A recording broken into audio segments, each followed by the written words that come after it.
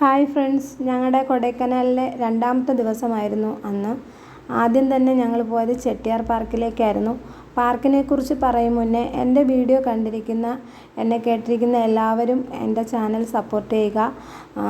ദയവ് ചെയ്ത് ഷെയർ ചെയ്യുക, ലൈക്ക് ചെയ്യുക. പിന്നെ എൻ്റെ ഫസ്റ്റ് ലോങ് വീഡിയോ ആണിത്. അപ്പോൾ കുറേ മിസ്റ്റേക്കുകളൊക്കെ ഉണ്ടാവും, എല്ലാവരും പൊരുത്തപ്പെടുക. പിന്നെ പാർക്കിനെക്കുറിച്ച് പറയുകയാണെങ്കിൽ നല്ല പീസ്ഫുള്ളായ ഒരു അന്തരീക്ഷമായിരുന്നു അവിടെ.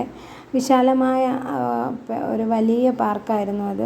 കാണാൻ നല്ല ഭംഗിയൊക്കെ ഉണ്ടായിരുന്നു. ഞങ്ങൾ കുറേ നേരം അവിടെ ഇരുന്നു. 40 രൂപയാണ് ടിക്കറ്റ് ചാർജ്. പക്ഷേ ഈ 40 രൂപയ്ക്ക് നമുക്കത് ശരിക്കും യൂസ്ഫുള്ളാണ്. നമുക്ക് അത്രയധികം ഭംഗിയുള്ള ഒരു സ്ഥലമാണത്. ഇഷ്ടംപോലെ ഫ്ലവേഴ്സും പിന്നെ കറങ്ങി നടന്ന് കാണാൻ കുറേ കാഴ്ചകളൊക്കെ ഉണ്ടായിരുന്നു. അങ്ങനെ കുറച്ച് നേരം ഞങ്ങൾ അവിടെ ഇരുന്നു. കൊടൈക്കനാൽ ആയതുകൊണ്ട് അറിയാമല്ലോ, രാവിലെ ആയതുകൊണ്ട് നല്ല തണുപ്പുണ്ടായിരുന്നു.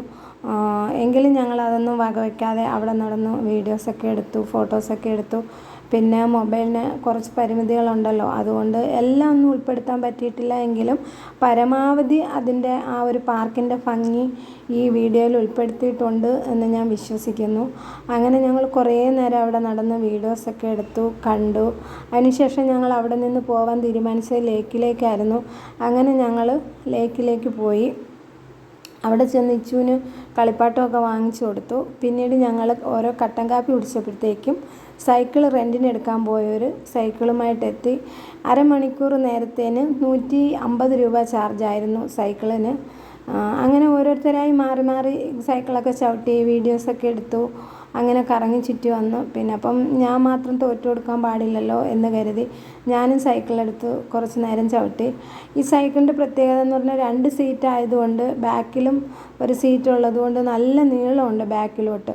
അത് കാരണം നമുക്കങ്ങോട്ട്, പ്രത്യേകിച്ച് നമ്മൾ സൈക്കിളൊക്കെ ചവിട്ടി വലിയ എക്സ്പീരിയൻസ് ഉള്ള ആളൊന്നും അല്ലല്ലോ, അത് കാരണം കുറച്ച് ബുദ്ധിമുട്ടുണ്ടായിരുന്നു. എങ്കിലും നല്ല രീതിയിൽ ചവിട്ടി. പിന്നീട് അതിന് ശേഷം ഫുഡൊക്കെ കഴിക്കാൻ കയറി. നല്ല വിശപ്പുണ്ടായിരുന്നു. നല്ല രീതിയിൽ ഫുഡൊക്കെ കഴിച്ചു. അവിടെ നിന്നും പിന്നീട് പൂണ്ടിയിലേക്ക് പോകാനായിട്ട് തീരുമാനമായി. അങ്ങനെ പിന്നെ ഞങ്ങൾ പൂണ്ടിയിലേക്കുള്ള യാത്ര തുടർന്നു. ഞങ്ങൾ നിന്ന സ്ഥലത്ത് നിന്ന് 40 കിലോമീറ്ററിനകം ഉള്ളിൽ ഉണ്ടാകും എന്ന് പറഞ്ഞു. എങ്കിലും പോകാമെന്ന് കരുതി പൂണ്ടി കാണാൻ പോയി. അപ്പം പോകുന്ന വഴിക്കായിരുന്നു പൂപ്പാറ. അങ്ങനെ പൂപ്പാറയും കണ്ടു. പൂപ്പാറയിൽ എത്തിച്ചേർന്നപ്പം പൂപ്പാറയിൽ നല്ല ഭംഗിയുള്ള ഒരു വ്യൂ ആയിരുന്നു. അത്യാവശ്യം നല്ല ഭംഗിയുള്ള ഒരു വ്യൂ ആയിരുന്നു ഞങ്ങൾക്ക് സമ്മാനിച്ചത്. പിന്നീട് അവിടെ നിന്ന് ഞങ്ങൾ പൂണ്ടിയിലേക്കുള്ള യാത്ര തുടർന്നു. യാത്രയിൽ ഇടയ്ക്ക് ഇച്ചു ഉറക്കമായിരുന്നു. പിന്നീട് ഇച്ചു ഉണർന്നു.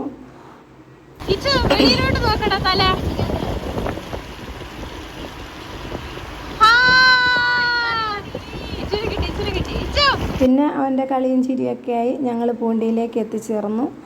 പൂണ്ടിയെക്കുറിച്ച് പറയുകയാണെങ്കിൽ എനിക്ക് കൂടുതലായിട്ടൊന്നും പറയാൻ അറിയത്തില്ല. പക്ഷേ അവിടെ ചെന്ന് കണ്ട കാഴ്ചയെന്ന് പറഞ്ഞാൽ ഒരു കുഞ്ഞ് ഗ്രാമപ്രദേശമാണ്.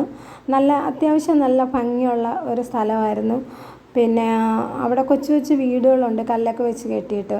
അത് റെൻറ്റിന് കൊടുക്കുമെന്ന് കേട്ടപ്പം ഒരു സങ്കടം തോന്നി. കഴിഞ്ഞ രാത്രി അവിടെ സ്റ്റേ ആയിരുന്നതിൽ അതും ഒരു എക്സ്പീരിയൻസ് ആയിരുന്നേനെ എന്ന് ചിന്തിച്ചു.